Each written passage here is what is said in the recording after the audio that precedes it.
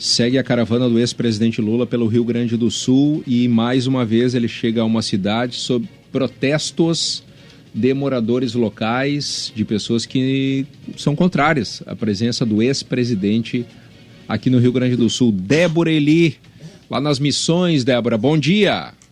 Bom dia, Scala. Exatamente, estamos aqui em frente às ruínas de São Miguel das Missões, onde o ex-presidente, que já está na cidade, chega em instantes. A chegada é marcada para as 10 horas dessa manhã. E em frente, um grupo, mais uma vez, um grupo de manifestantes contrários ao ex-presidente faz a sua manifestação neste momento, com bandeiras do Brasil, bandeiras do Rio Grande do Sul e, novamente, como temos visto desde o início da caravana de Lula pelo interior do Rio Grande do Sul, enfileiram tratores aqui e começam um buzinaço. São, sobretudo, escolas ruralistas, essa manifestação que foi organizada especialmente pelos sindicatos rurais aqui da região.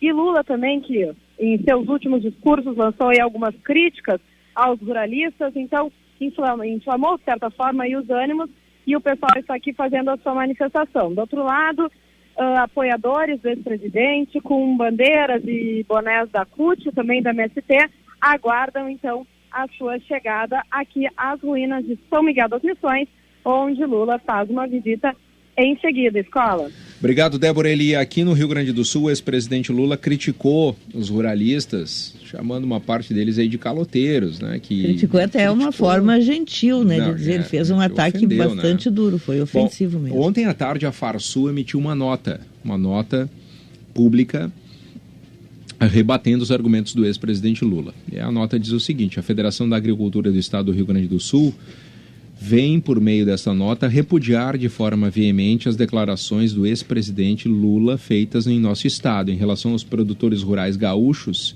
e também brasileiros. Em primeiro lugar, cumpre esclarecer que o ex-presidente nunca doou ou emprestou nenhum recurso seu aos produtores rurais. Os valores tomados junto ao sistema financeiro em forma de crédito rural têm como fontes os depósitos à vista e a poupança das instituições financeiras, que assumem integralmente os riscos de inadimplência, recebendo em contrapartida os juros pagos pelos produtores rurais. Logo, o dinheiro que financia o agronegócio não é do governo e muito menos do ex-presidente, mas dos agentes financeiros. O ex-presidente, mesmo condenado em segunda instância, ainda não aprendeu a diferenciar os recursos seus do governo e da sociedade.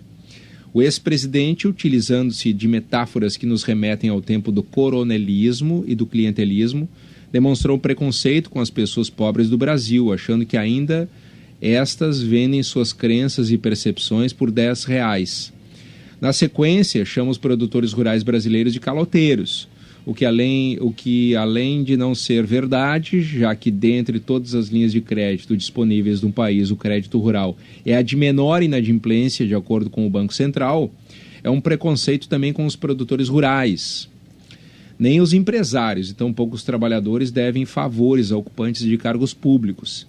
Nenhuma retribuição ou reverência é devida quando os recursos tomados da sociedade em forma de tributos são devolvidos em forma de serviços. Por fim, a Farsul não aceita que um ex-presidente que conhece a realidade do país demonstre tamanho preconceito com esses brasileiros que trabalharam de sol a sol, fazendo a economia crescer, inclusive no período de seu governo, mas enquanto cidadãos não aceitam a antecipação do debate eleitoral e nem tampouco a pregação ao desrespeito às decisões judiciais e ao Estado Democrático de Direito. Assina a nota Gedeão Silveira Pereira, presidente da Farsul. Ex-presidente Lula, eu acho que ele está um pouco atrapalhado nas suas declarações. Ele cometeu alguns exageros, porque ele ficou muito irritado com esse bloqueio. E eu acho que já está errada essa caravana, né? A ideia não foi boa. Eles não avaliaram a possibilidade do que está acontecendo em todas as cidades. Imaginaram que o apoio a Lula seria tão grande, tão irrestrito, que não encontrariam essa resistência. E encontraram resistência em Bagé, em São Borja, em Santa Maria, até em São Vicente, onde lá, como foi num local fechado, no IFSul, lá o Instituto Federal, lá dentro tudo muito bem, só simpatizantes, mas do lado de fora, na rua, teve esses protestos. E agora lá, como a Débora Eli revelou, lá em São Miguel das Missões também. O que leva, sim, O PT está reavaliando os roteiros, tendo que às vezes tem que mudar o lugar por onde vai chegar e talvez até a continuidade dessa caravana seja mesmo reavaliada. O Lula não mede as palavras quando fala, e aí ele pisou na bola. O adversário dele, Geraldo Alckmin, espertamente ontem deu uma entrevista de 30 minutos para a rádio RCC, nossa parceira lá de Santana do Livramento, para tentar entrar nesse vácuo. Imagino que foi a RCC que provocou, mas ele obviamente aceitou na hora, falou 30 minutos do que serão suas prioridades se for eleito, e fez um afago nos agricultores, elogiou, destacou o valor do agronegócio, enfim, elogiou bastante os agricultores que tinham sido chamados, os produtores rurais que tinham sido chamados de caloteiros por Lula. Porque não há dúvida alguma que esse é um eleitorado muito importante, sempre foi. Nas eleições em que concorreu o ex-presidente Lula e venceu, o ex-presidente Lula sempre identificou e conseguiu interlocutores junto ao agronegócio para conseguir a confiança e o voto também deste setor que é fundamental para a economia brasileira. Isso ninguém pode negar. Nesse ponto, o presidente Gedeão da Farsul tem toda a razão. A política agrícola é uma política de Estado. Na verdade, financiada por todos nós. Todos nós brasileiros financiamos uma política agrícola porque todos nós brasileiros entendemos a importância da produção de alimentos.